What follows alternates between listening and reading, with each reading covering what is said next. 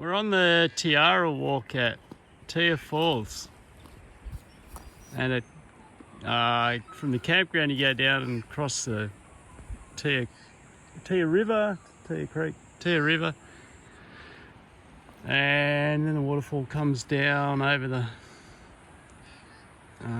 gorge to our right, follows this gorge down, off it goes. And talk about rugged country. It's amazing. It's all been burnt out all through here, the whole way through. Last year, come back after the rain. There's a few birds around.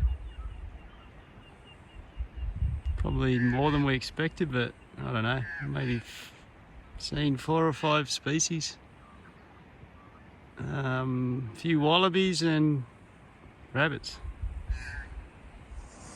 So Tia Falls, distance, comes down that way. It's really hard to figure out what's where here. It's an optical illusion happening. When we come down, there's another little fall there. So we come down. River flows around there, through that gap, down that way.